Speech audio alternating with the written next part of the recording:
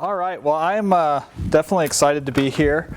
I think I mentioned to you, those of you who are at the information sessions, which is probably most of you, that I think this challenge that you guys have and are working on is just amazing and fantastic, and hopefully we can do some great things as a result of working together and your participation in it.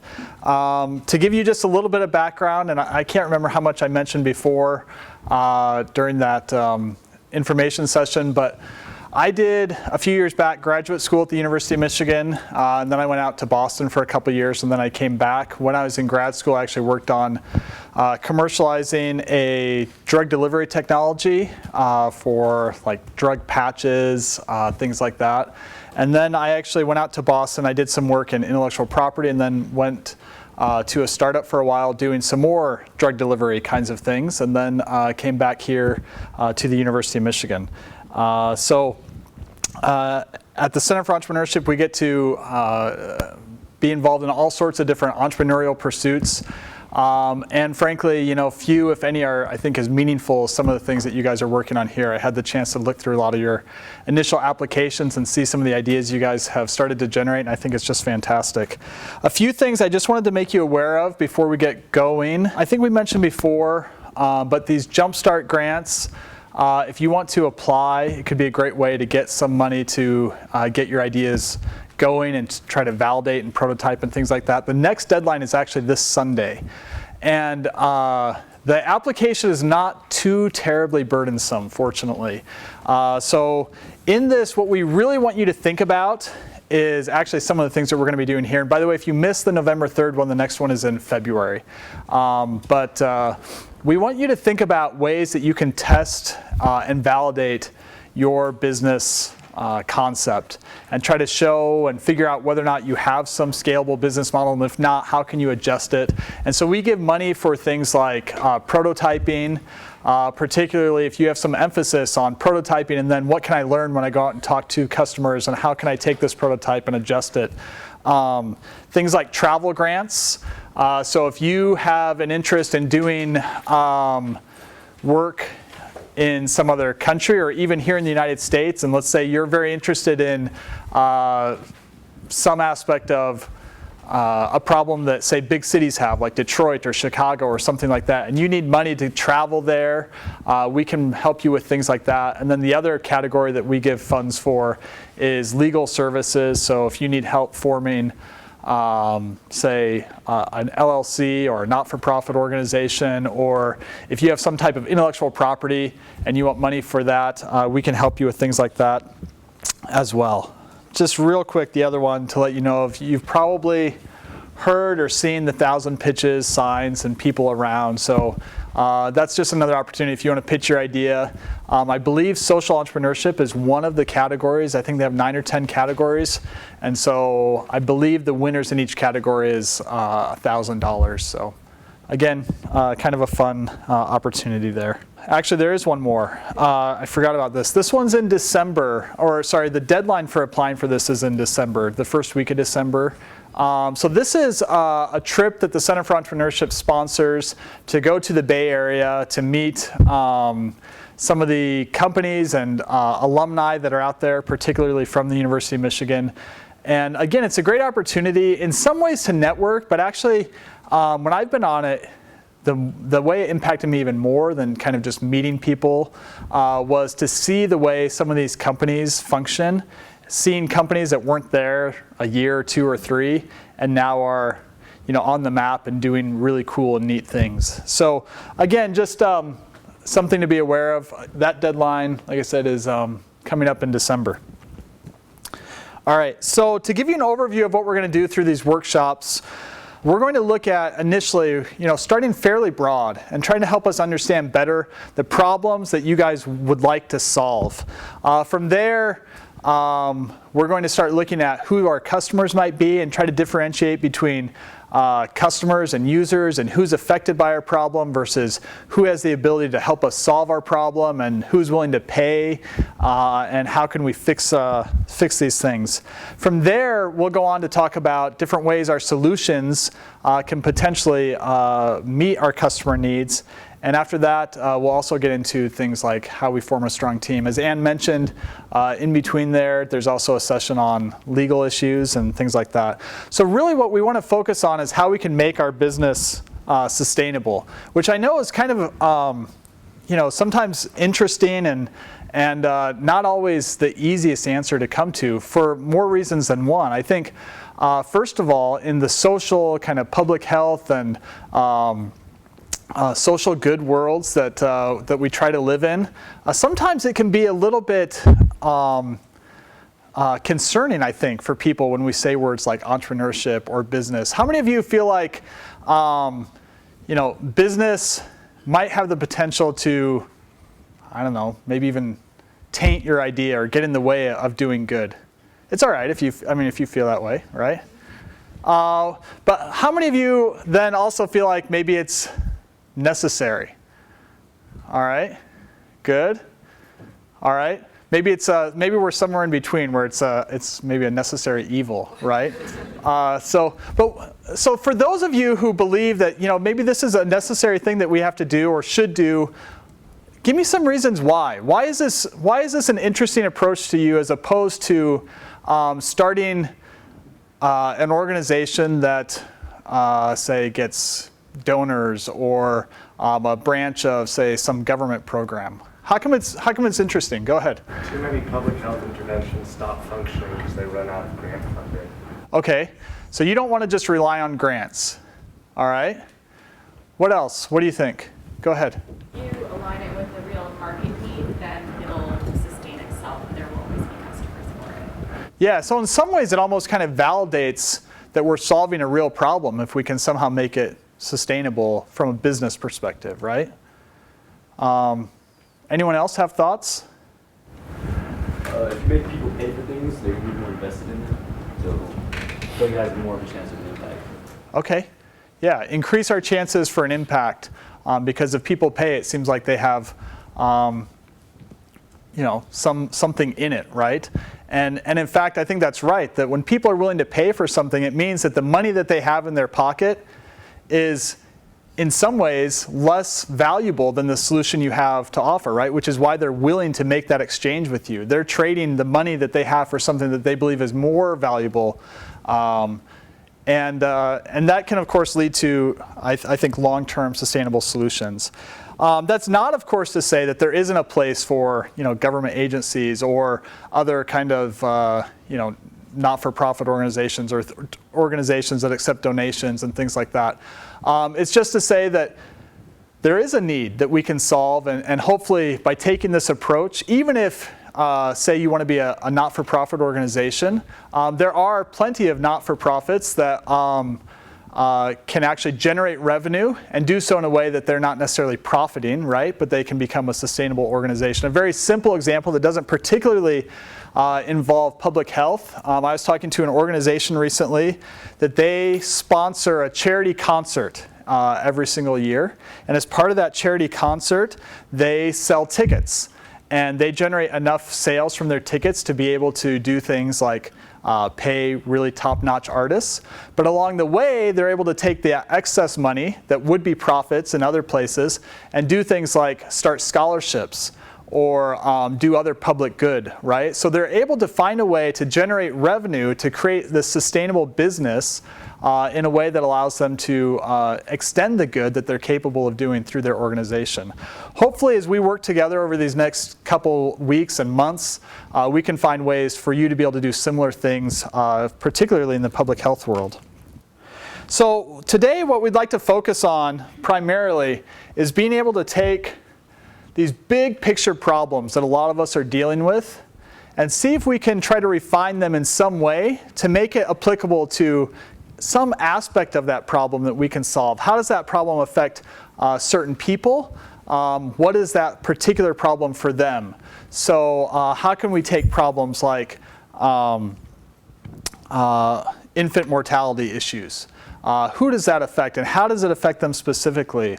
Or issues with insufficient food, how does that problem play out to other people? How can we find what I would call an owner of that problem? So we want to be able to drill down to some extent and find who is that customer, which we'll focus a lot more on in the next session, what is their need, and how big is that need that they have.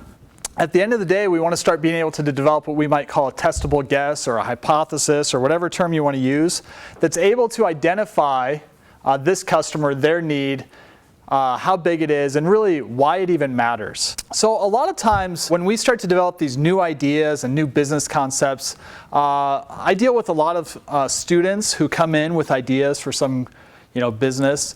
And a lot of the typical approaches we see are things like identifying a few facts that support your idea and then just generating some business plan. Or maybe sharing your great idea and then being so concerned about how good this idea is that you just want to keep it a secret, which seems, when you say it out loud, seems really counterintuitive, right? Or just really fixating on your version of the idea without any real concern for the other people who might be involved. We'll take, again, a very kind of mundane and in some ways outrageous example and see why this is a little bit of a, or not a little bit, but is a pretty poor approach to things. So, in a typical business setting, we might do things like pull together a few facts that support some notion. So, we might, on our way to this workshop today, we might have been walking here and maybe we tripped. And so we had this thought that, tripping, that's a problem, right? And so we start to think about how many people every single day probably trip? And then we start saying, all right, well, maybe I should figure this out. And we might go and talk to, our classmates, for example, and find out that in the past 6 months, actually, believe it or not, 85% of them have tripped.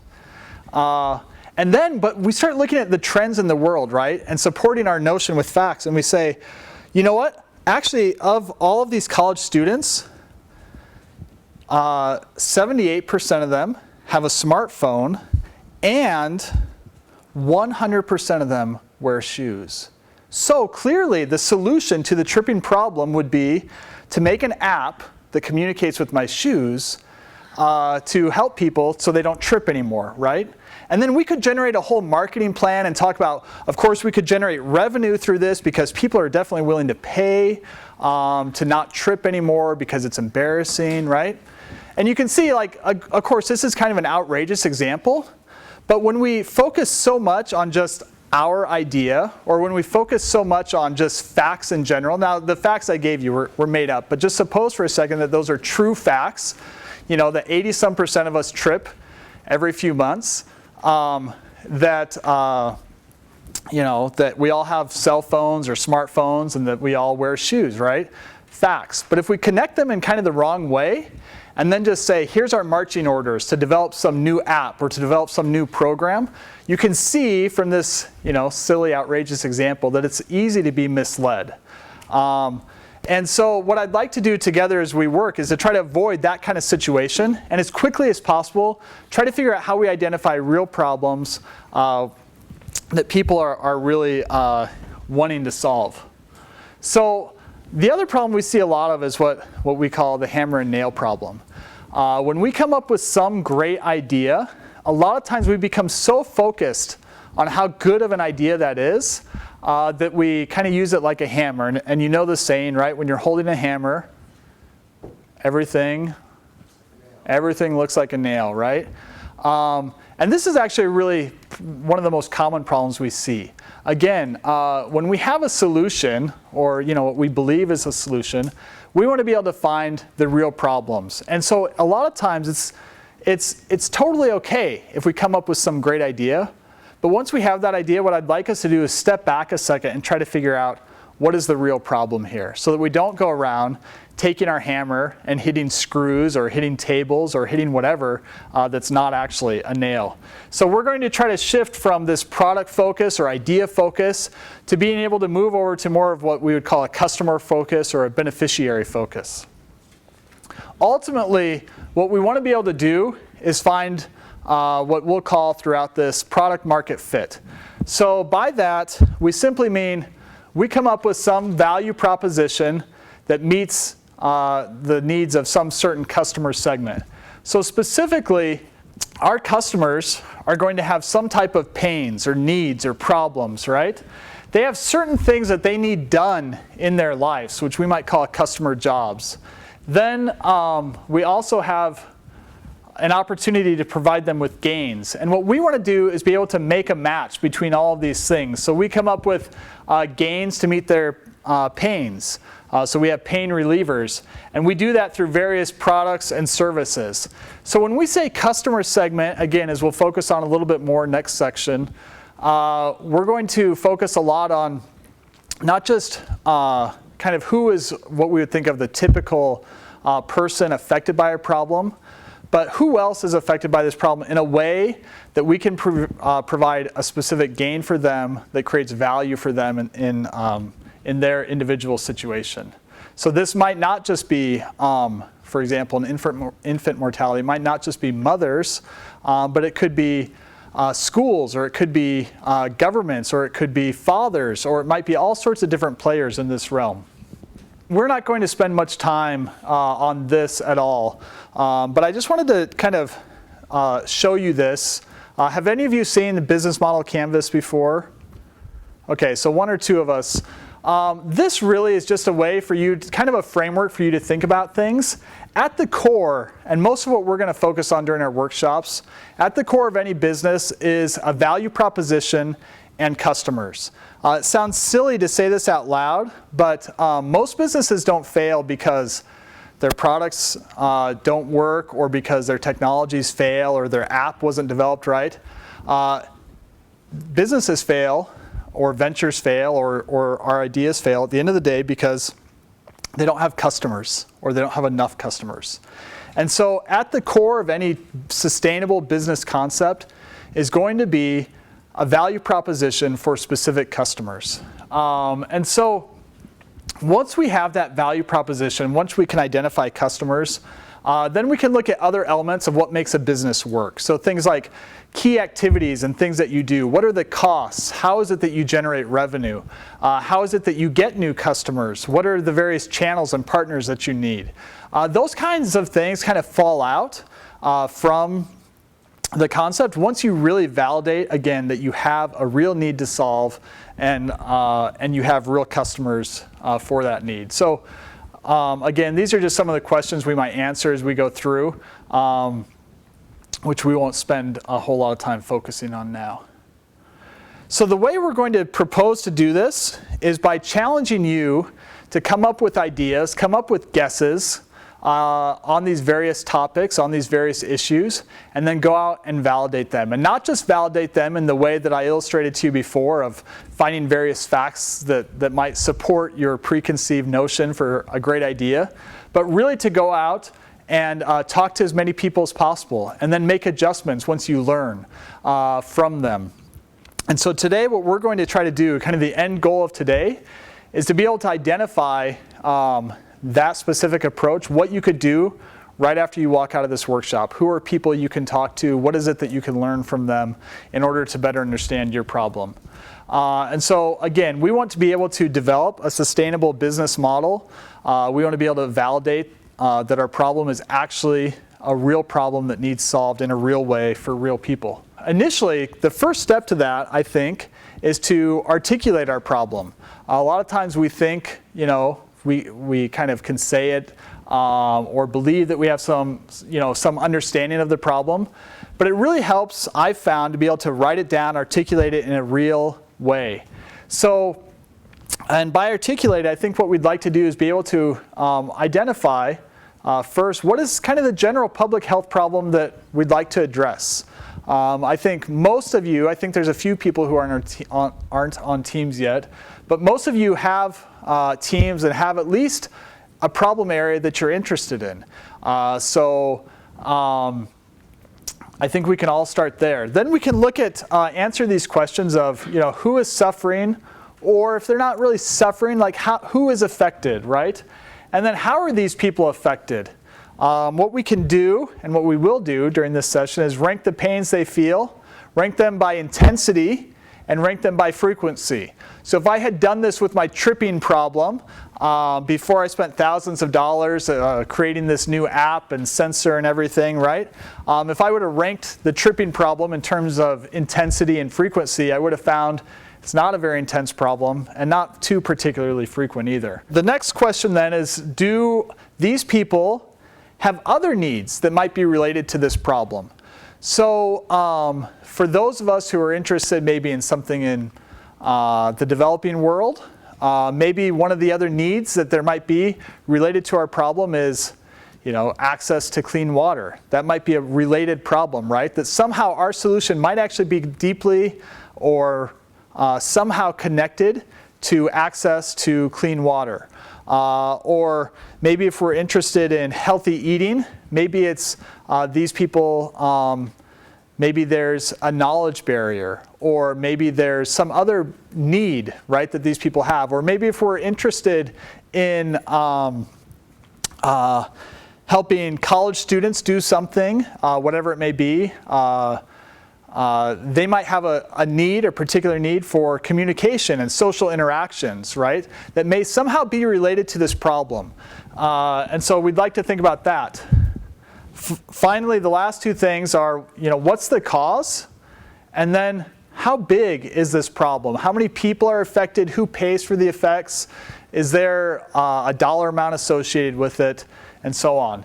What we'd like to do is be able to answer some of these questions, and we know right now that we don't have all the answers, and I can tell you that if you do know all the answers, you're probably wrong on at least some of them, and that's okay. What we'd like to be able to do is write these down and then kind of take our best guess. Once we take our best guess, then we can go out and validate them by learning and doing some more research and talking to people. So what I'd like you to do, are all of you in your groups now? With your teams close to it? And does everyone have a sheet of paper? Should have kind of distributed them.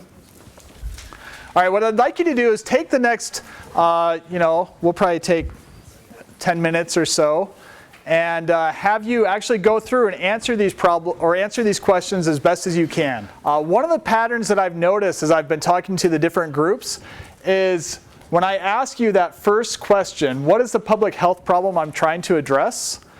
Virtually all of you don't actually tell me the problem you're trying to address. You tell me the solution you're trying to, which is fine. I'm glad that you have ideas for solutions.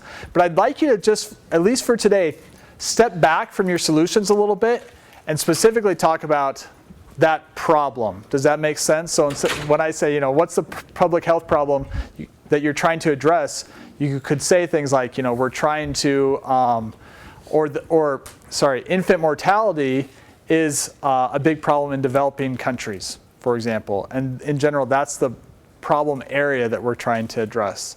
Does that make sense? The reason is because I'd like you, again, to kind of disconnect from the solution a little bit so you can avoid some of the biases that tend to happen, like the ones I was talking to you before about, hammer and nail problem, or just kind of finding just the facts that support what it is you're trying to do. All right. How is everyone doing on this part so far? Do you feel pretty comfortable? How far along have you been able to get? Were you able to? Not very far? That's okay. Do you want a few more minutes to work on this part? Does that make sense? All right, I'll keep circulating for a few more minutes, all right? So we only have a couple minutes left. So let's just bring it back together here. I'd encourage you to continue to try to develop these questions and lists of people and to talk to people. In closing, I'll give you just a few kind of tips on how to talk to people. So someone asked the question, which is, are you really sure you want us to go out and talk to people? I mean, after all, what if they steal my idea, right? That's a totally valid concern in some ways, but experience shows us that usually it's actually not that big of a deal. People don't usually steal our ideas for a few reasons. One is they're pretty sure that their ideas are better than yours anyway. Second of all is that these ideas, in order to make them come to be something more than just a scribble on a piece of paper, is going to take a lot of work, right? you're going to have to do a lot of things to make it happen. And most other people don't have the time or the passion. And third of all, is that usually if you come to someone with some potential solution to their problem, they're actually usually pretty happy that you have the solution or might have the solution for them down the road. So they're more than happy to give you insight and encouragement and see you along your successful way. So with that, I would encourage you to talk to people. In this first kind of round, though, I want to encourage you to talk to people to learn more about the problem. I mean, that's what we've been talking about all day today. So here's just a few kind of tips. Definitely try to be professional.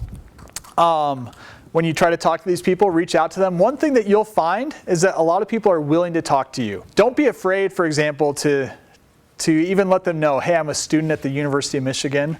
That tends to open a lot of doors when you say, hey, I'm a student and I'm trying to do this or I'm trying to learn that.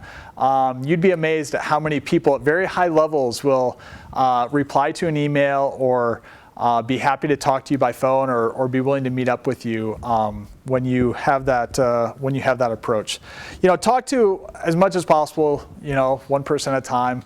And by that I don't just mean for kind of the courtesy reasons, but because it's easier to learn from them in that way. So I'd like you to be able to, and this is kind of point 4, but watch what people are doing and learn from what they're saying as well as kind of their behavior. So when you start talking to them about a problem, listen and be in tune to what it is that they're talking about. Because sometimes you'll hear things like, yeah, I don't know if I really have that problem, but, and they'll talk to you about something else. I've actually talked to students who are starting up companies and things before, who when someone will say that to them, oh, I don't know that I have that problem, but, they turn around, they kind of tune out their ears, and will say something to the effect of, oh, that person just isn't my customer, or they just don't understand, right? At the end of the day, it's not up for them to understand you. It's your job to understand them, all right? So just a few more things. As you think about developing these questions, ask open-ended questions and try to follow up, learn a little more, ask why. Try to find out what it is that they're dealing with and why it's a problem. Definitely encourage them to talk, but try to avoid your biases. When you talk to these people, ask for introductions. Try to find out who else you could talk to that might be able to help you learn a little bit more about this problem. And then definitely write down your notes. What you're trying to do through this is to start to recognize problems, recognize patterns, and come to better understand that problem that you're discovering. And I think as you do this, you'll definitely be able to learn an awful lot. So kind of final thoughts here. Learning about your problem really is critical if you want to solve a problem. Again, it sounds so obvious when you say it out loud, but you need to understand that problem if you're going to solve it. The people that are affected by this problem know more about it than you do. Often there's things that are cultural that might have an impact, and by you immersing yourself in that problem, you'll be able to understand it in a unique way. There are loads and loads if you go to, so I'm a biomedical engineer by training. If you go to developing countries and you go into the hospitals, there are loads and loads of just shelves or back storage rooms full of equipment and things sent over to them from the United States or other various organizations because they didn't solve a specific need, because the people trying to solve the problem didn't understand the people's actual problem, right? So they kind of took a top-down approach. I'm encouraging you to flip that upside down. If you're trying to solve someone's problem for them, make sure you understand what that problem means for them. Kind of a final note that we'll talk about a little bit later throughout the other sections is that knowledge can be a problem, but a lot of times behavior is a bigger problem. So a lot of times we know what to do, so when we deal with things like health issues, we know that we should be eating healthier or doing whatever, but a lot of times what we need to address is how to affect people's behavior. So that's kind of food for thought as we go into workshops 2 and 3. So your assignment, if you choose to accept it, is to validate your problem by going out and trying to learn as much about it as you can, and do this by continuing on this exercise we've started today, talking to people, lots of them. We do a program at the Center for Entrepreneurship where we require people to talk to at least 100 people throughout the program. That sounds crazy, right? But imagine how much you can learn by talking to 100 people who are invested in the problem you have. You'll understand it in a way that you couldn't possibly on your own. All right, so go out and talk to people and find out what you can about the problem, and that'll get us ready to start thinking a little bit more about customers and solutions and so on as we move forward. Again, you're trying to solve someone's specific problem in a way that's valuable to them. So take a lot of effort in trying to understand that problem. All right, I'll be around for a few minutes if you have questions, concerns, whatever. Thanks for coming. Thanks, everybody.